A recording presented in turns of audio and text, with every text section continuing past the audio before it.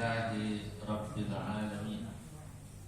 Wassalatu wassalam ala sayyidina wa habibina wa syafi'ina wa maulana Muhammadin wa ala alihi wa ashabihi wa man tabi'ahum bi ihsan ila yaumiddin, amma ba'du.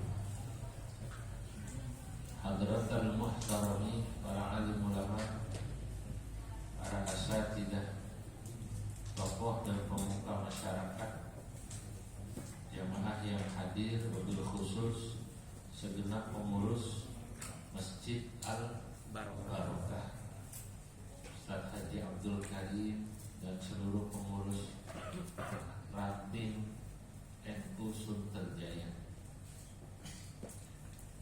Pada malam hari ini alhamdulillah kita dapat berkumpul untuk taklim rutin kajian kitab Tuhfatul Qasi Waddani yang menjelaskan tentang sejarah hidup Syekh Nawawi Al-Bantani. Kita sampai pada nasy'atuhu wa rihlatuhul ilmiyah. Betul. Marilah kita awali dengan pembacaan Ummul Quran. Semoga Allah memberikan kita keberkahan umur, keberkahan ilmu, keberkahan rezeki, dan keturunan yang soleh-soleh.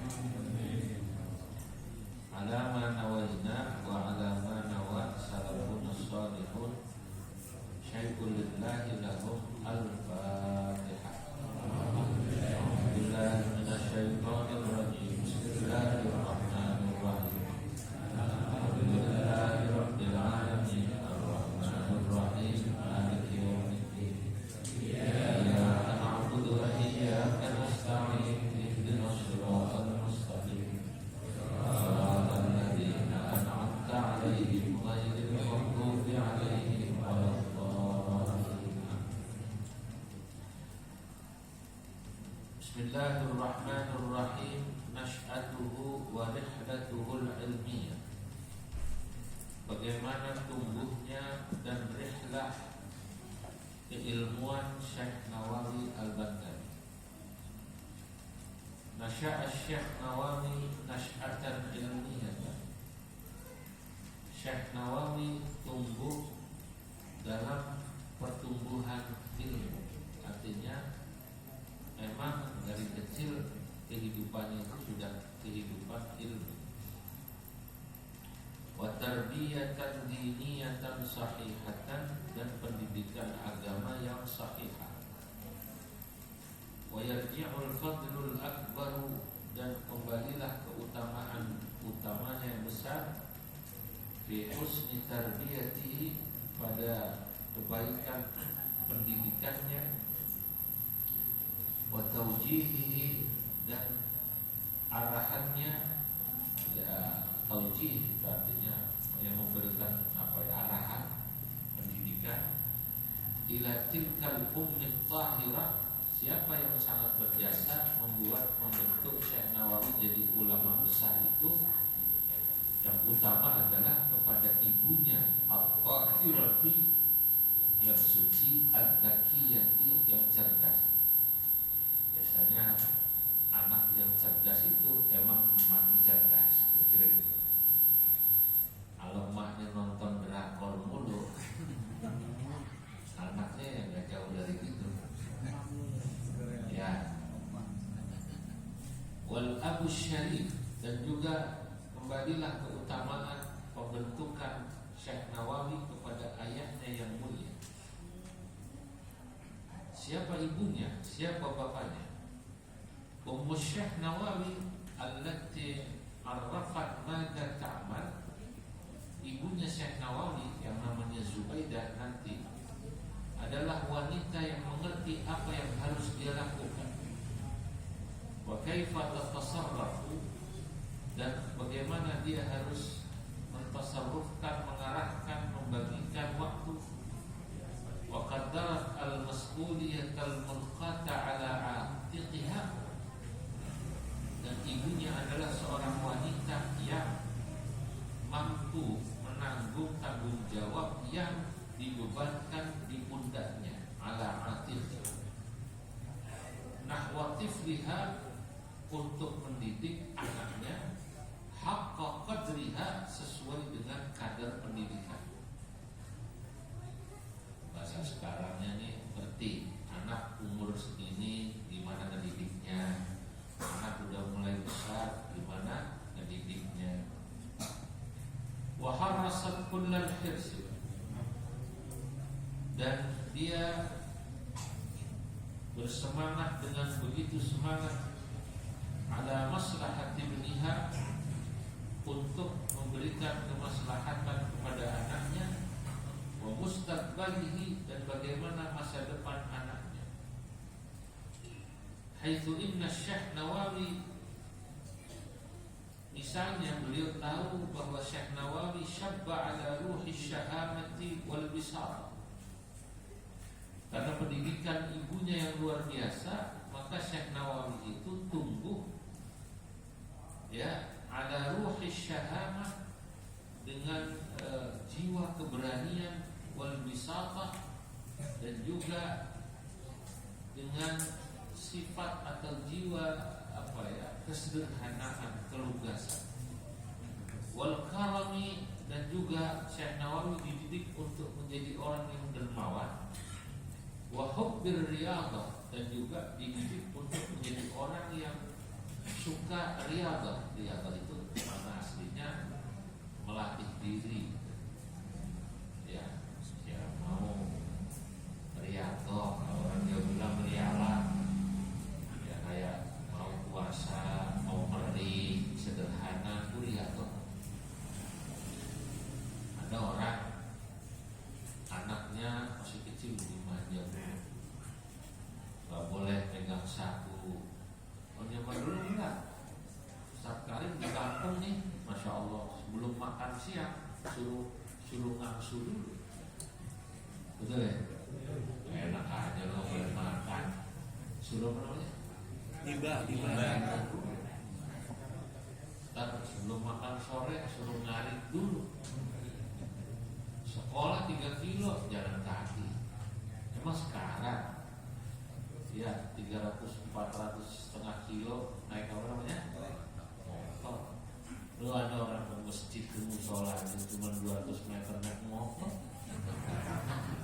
Ada yang begitu? Hadir orangnya hadir. Mana dia? 40 meter. Ya Allah. Dan zaman dulu anak suruh merih, riyadhah itu merih, latihan. Zaman sekarang masya Allah, bapaknya suruh naik angkot, anaknya sekolah SMA naik motor. Itu orang Warakas, bukan orang Sunter. Orang Sunter mah ya enggak begitu beda. Ya.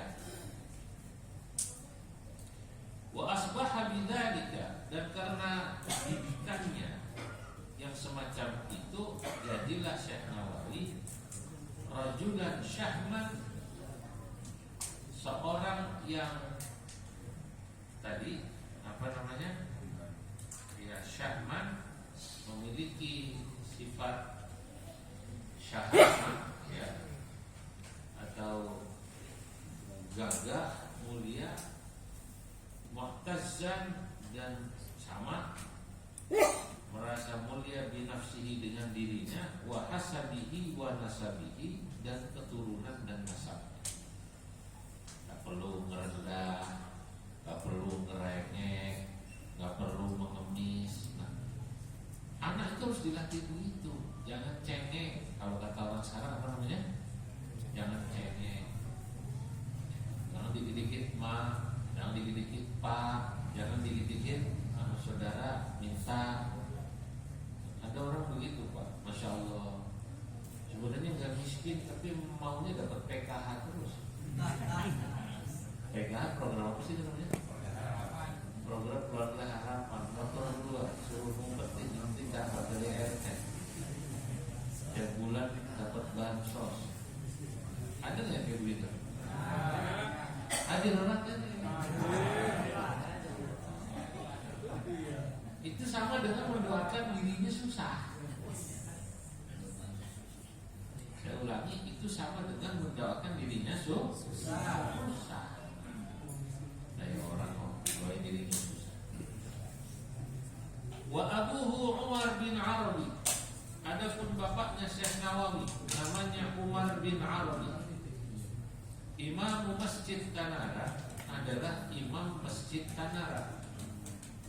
Wa mursyidu Tirtayasa, dan mursyid atau penghulu daerah Tirtayasa.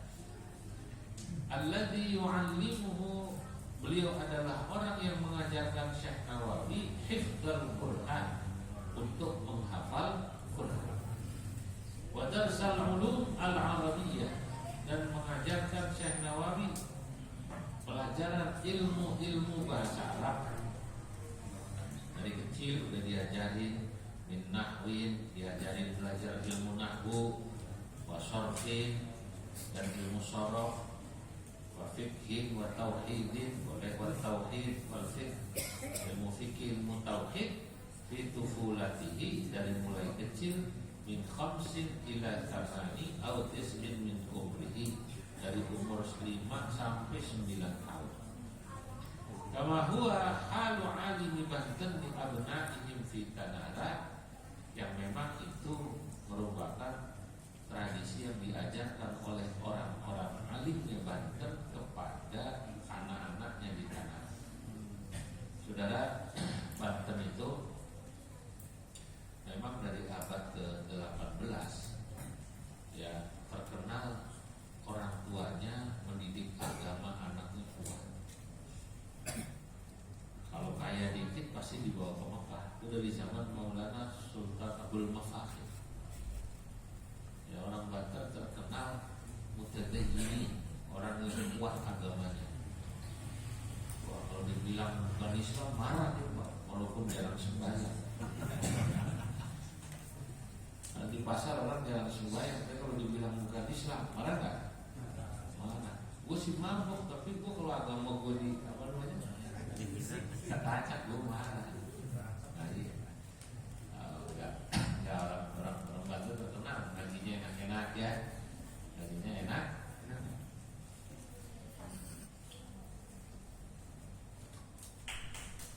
Wa ba'da nadharihi anna maslahata ibnihi taqtadi an yahmilahu, dan sesudah sang ayah melihat bahwa kemaslahatan buat anaknya ini adalah anaknya hendaknya dibawa, wa akhwaihi, dan kedua kakak adiknya dan kedua kakaknya, Ahmad Syihab wa Tamim, yakni Ahmad Syihab dan Tamim, ila Syekh Haji Sahal, untuk mondok ke uaknya namanya Haji Sahal Lopang Serang. Ada di kuburannya di pinggir sungai Lopang, terkenal di Serang. Sekarang ada namanya Desa Lopang, Sungai Lopang. Nah, itu di situ ada kuburan kiai namanya Kiai Sahal atau Haji Sahal Lopang. Nah, itu guru mondok pertamanya Syekh Nawawi. Pertama belajar dari bapaknya, kemudian ke uaknya di Lopang. Ahadul masyayikhil masyhura fi Banten, beliau adalah salah satu masyayikh yang terkenal di Banten. Yang sya'u nash'atan ilmiyatan, bapaknya membawa Syekh Nawawi ke uaknya agar di sana belajar dan tumbuh dalam pertumbuhan keilmuan, wa arabiyatan, dan belajar bahasa Arab. Waliyakhuduhu, dan agar anak-anaknya yang tiga tadi mengambil dari uaknya, waliyakhudu minal ulum wal funun masya'a ayyahu. Jadi mondok bertiga tuh ada kakak tuh. Satu umur 8, satu umur 6,5 mau 7, satunya ya umur ya kurang lebih 5,5. Kecil-kecil udah mondok di uaknya. Nah, ada beberapa riwayat ya. Ya kenapa kok begitu? Ya karena nanti orang zaman dulu kan nggak ada KB, Pak, nggak ada apa namanya, kesundulan.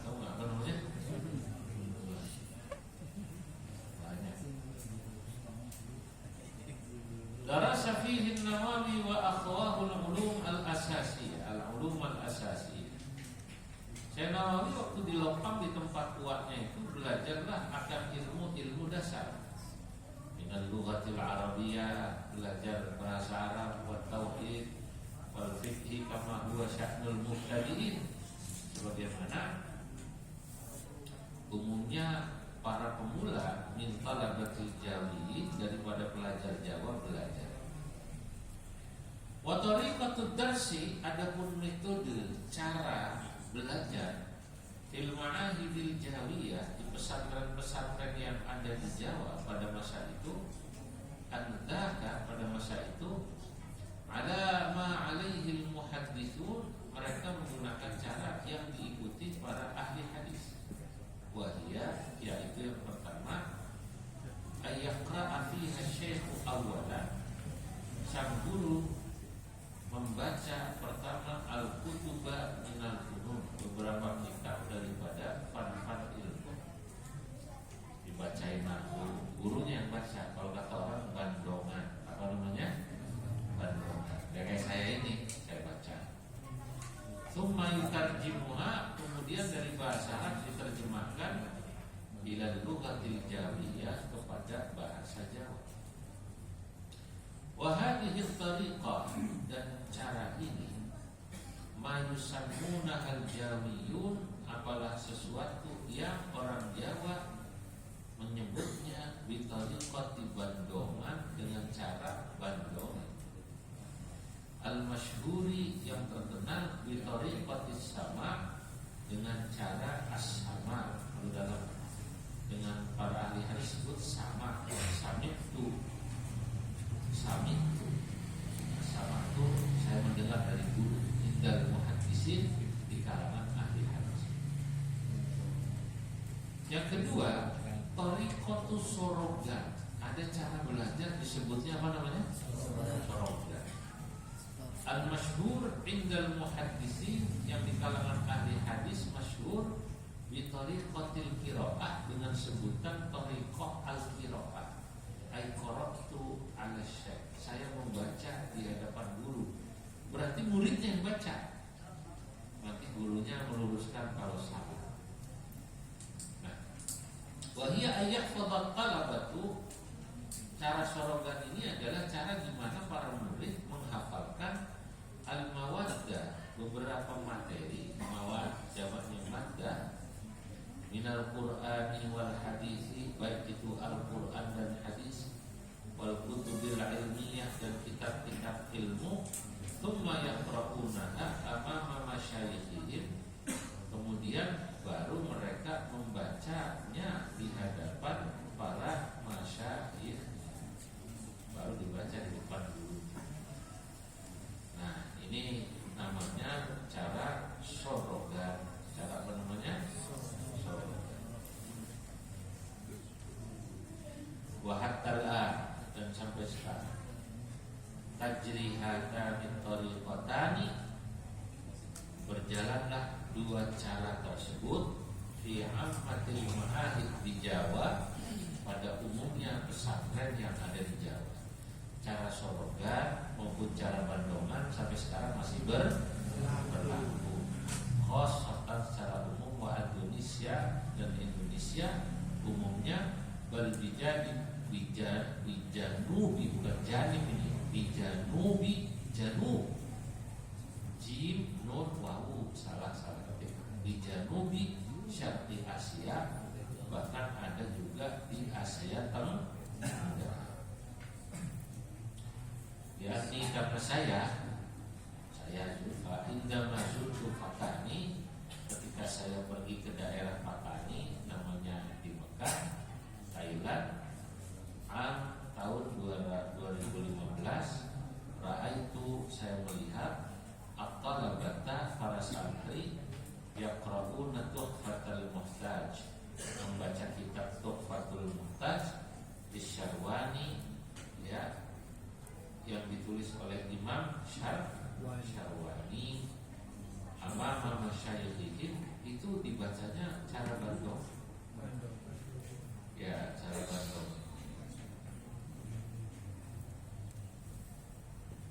Ya.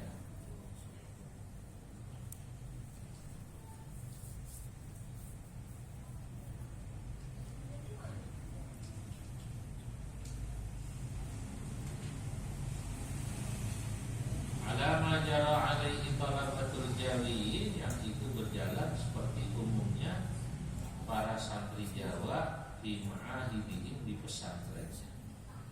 Fala ajaba, dan kita nggak perlu heran. Fa inna Thailand, karena Thailand, wa Malaysia dan Malaysia, wa Singapura, kurang tahu itu Singapura.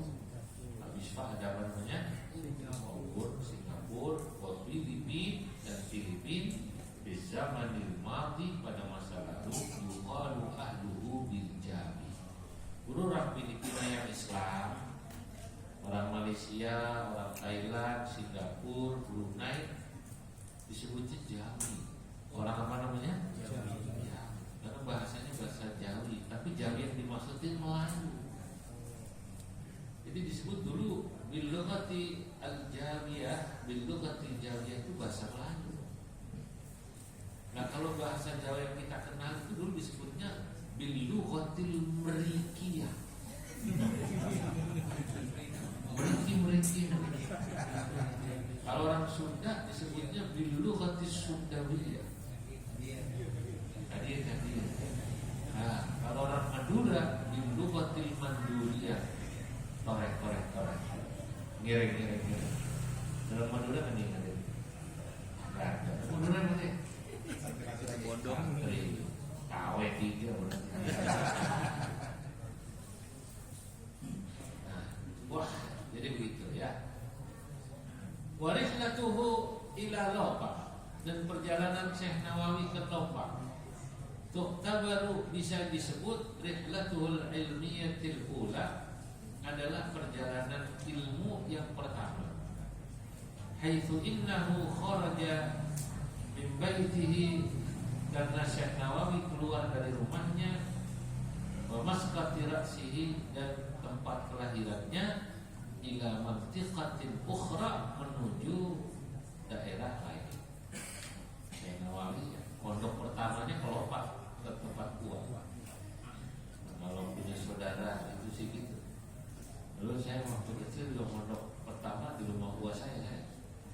Enak pondok di rumah gua mah, duit habis minta. Ya, jadi nggak begitu ngerasa jauh banget.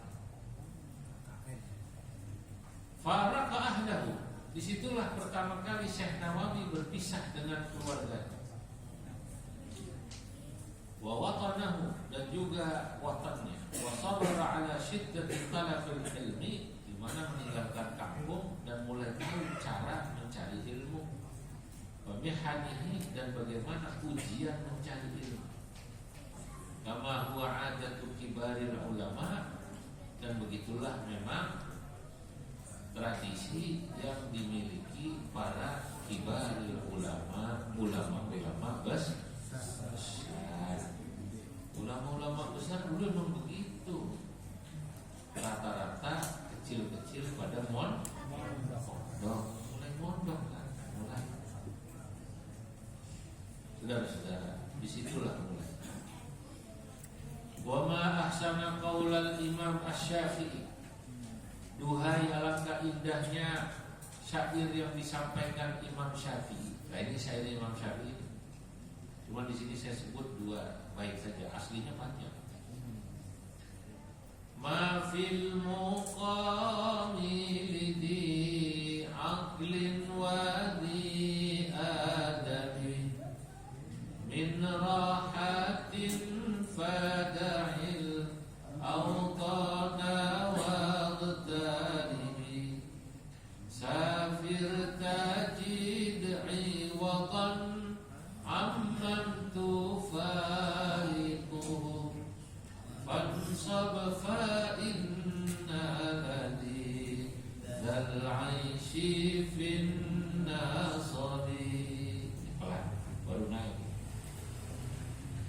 Inni ra'aitu kufal ma'i yufsiduhu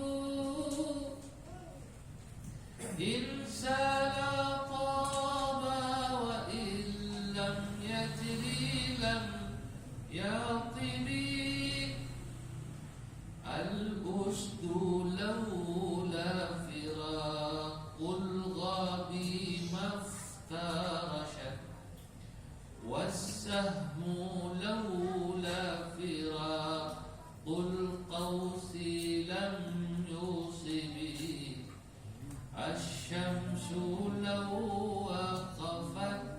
fil falki daimatan la mallahan nasu min urbin wa min ajmin wa min arabin. Itu syair apa saya gitu. Tadi udah direkam kan? Ya tinggal ditulis aja. Mafil muqami, tidaklah pada berdiam diri itu merupakan sesuatu yang baik. Lidi aklin wadi adabi, bagi orang yang memiliki akal dan adab. Orang pintar itu gak bakalan menjogrok baik. Kalau orang punya akal, pintar, punya adab, dia pasti gak betah suruh diam. Dia harus mencari ilmu. Pondok, cari ilmu.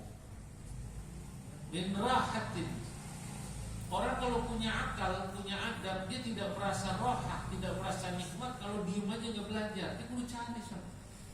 Oleh karenanya, fada'il autana waqtaribi, tinggalkanlah kampungmu, waqtaribi, dan merantaulah, insyaallah.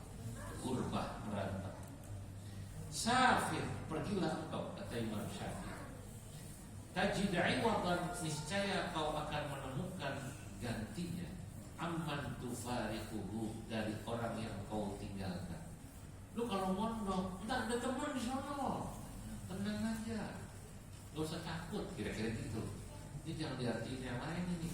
Pergilah kau ke Jakarta, ntar kau dapat bini baru. Jangan begitu, Karin. Ini cerita mondok, bukan cerita kawin, bukan ini. Baik. Pansot dan bersusah payahlah engkau. Fa inna ladidal aishi fin nasabi, karena kalau kau ingin merasakan kelezatan hidup, berpayahlah dulu. Saudara, orang yang bisa bangun rumah dari keringat sendiri beda sama orang bangun rumah karena dapat warisan. Betul betul. Betul. Udah dikasih apa dikasih lain, keringat sendiri gagah. Maka suami istri itu akan merasa nikmat, istri hormat sama suami. Kalau dia begitu nikah sama suami dari susah. Dari zaman tukang nyatetin listrik PLN, apa jadi bos kontraktor. Lain mau bilang, dari ustaz kampung ngajar alif-alifan saya pertama dulu, apa jadi wakatul PBN. Lebih di saya tahu, saya ngajar dari dulu. Ngaji dari mulai naik sepeda.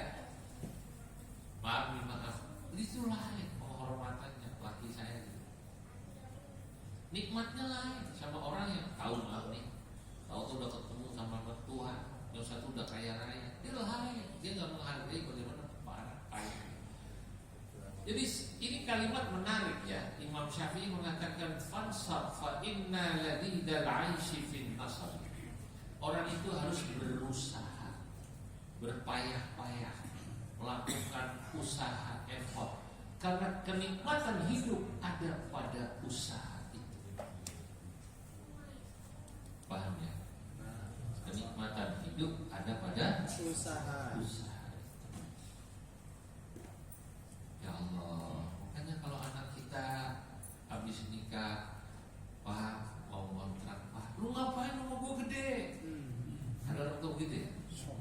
Jangan sekali biarin aja, biar dia ngerasain bayar listrik sendiri, bayar air sendiri, ngerasain, biarin aja. Paling kalau dia mau kontrak ya boleh, kalau bisa jangan jauh kamu, itu biarin dia, biar merasa gagah. Kecuali kalau udah nyerah, Pak 2 bulan aja gak sanggup.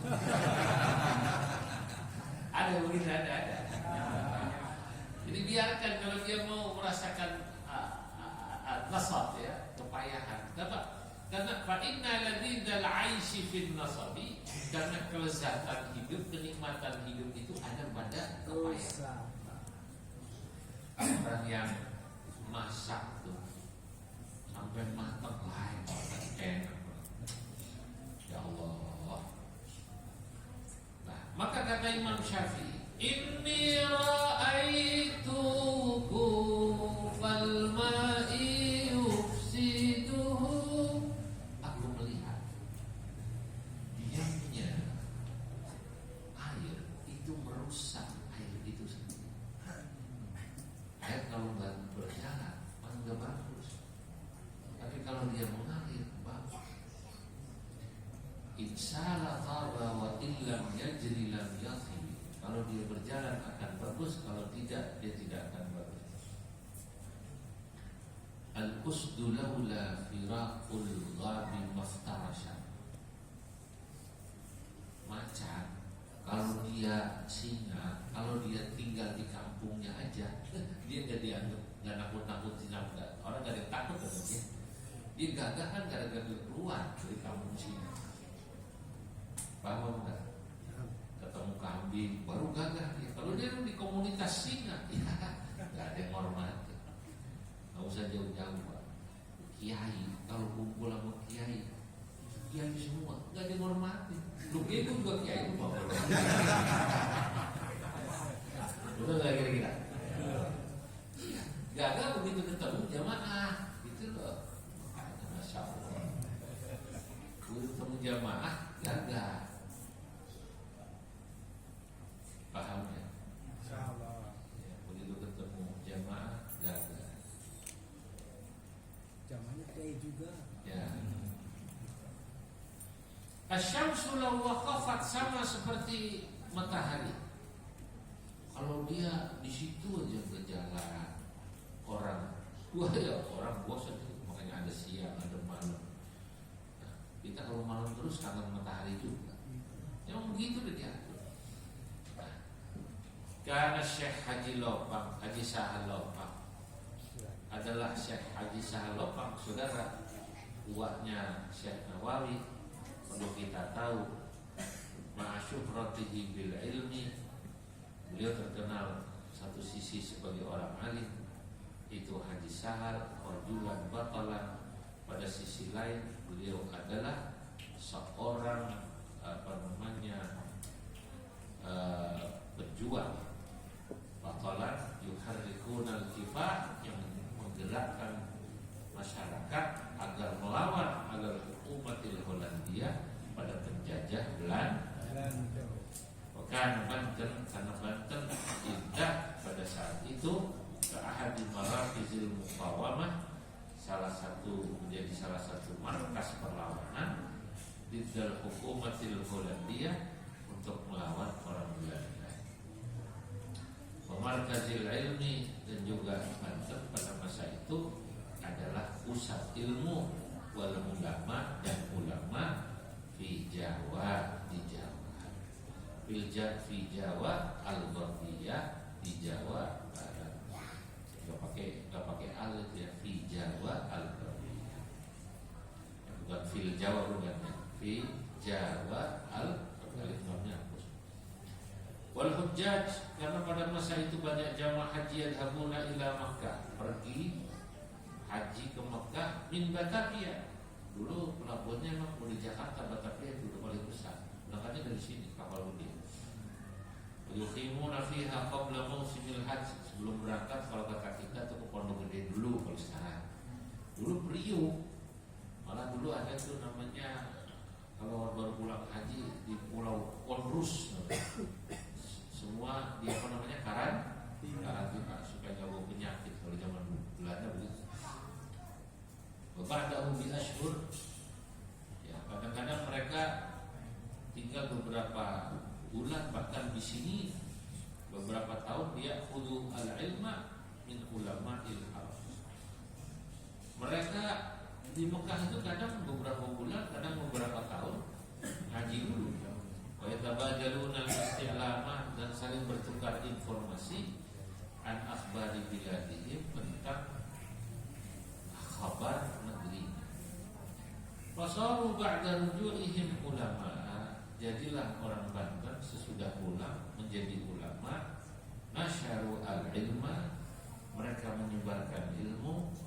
Wa abtalan, dan juga menjadi pejuang. Yuharrikunal kifaha wal muqawamah,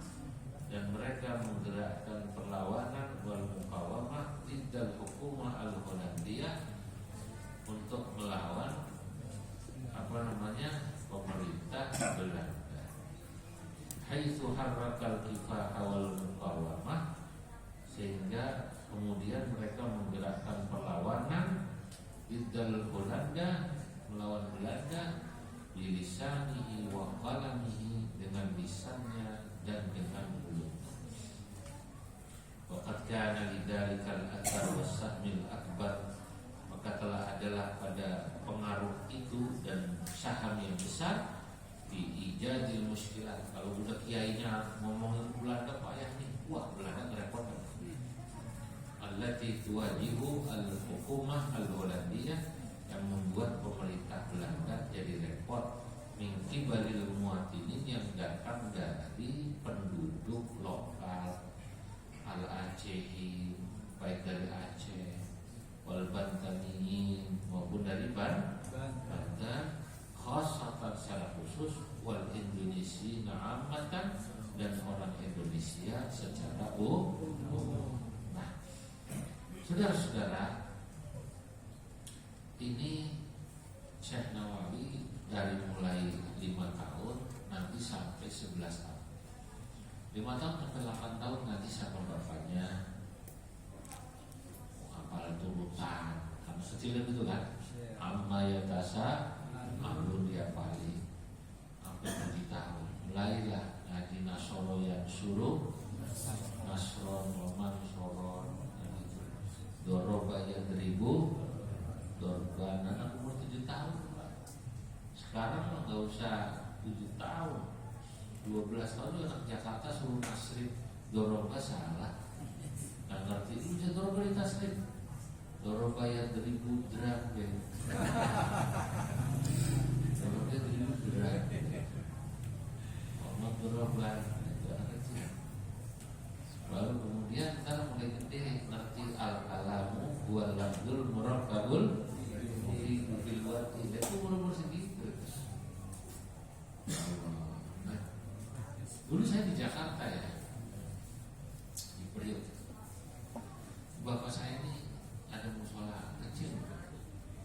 Saya tahu persis bapak saya itu ngajarin anak-anak yang dari SD sampai SMP itu ngajarin nasro yang suruh nasro. Jadi anak-anak itu andai kata nanti dia kelas 5-6 mau pesantren udah punya modal. Anak Jakarta yang nggak sama sekali kayak gitu, buru-buru dia ngerti al-kalamu wal-lafzul murakkabul itu bisa apa dia nggak bisa, salah semua. Nah itu karena memang dulu anak mondok itu dari rumah udah punya modal. Karena kampung-kampung ini selain ngaji Quran, ngajarin nahwu shoroh, fikih-fikih dasar gitu kan. Nah sekarang madrasah diniyah masih hidup nggak sekarang? Itu problem. Nah makanya Masya Allah, saya bilang kalau bicara pahala, mungkin banyak pahala guru-guru madrasah diniyah di Jakarta yang ngajarin anak kita nasro yang suruh nasro daripada saya.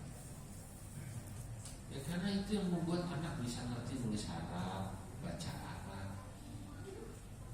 Cuman yang sabar bicara. Kenapa? Ya Allah, ya karena memang anaknya juga sedikit, orang tuanya gak ada yang perhatian. Dianggap gak penting nulis Arab, baca Arab tuh. Nah, begitu udah badung baru dipondokin. Di pondok itu kata anaknya badung, pusing lah Pak, daripada di rumah aku saya pondokin begitu. Jadi jadilah pondok itu tempat kumpulnya anak badung. Repot. Ya, saudara-saudara. Summa ba'da an wasala umruhu ihda asyarata sanah, begitu umurnya udah 11 tahun, ya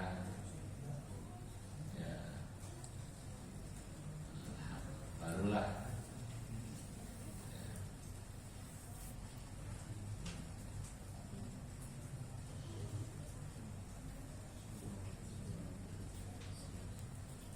saudara-saudara, beliau kemudian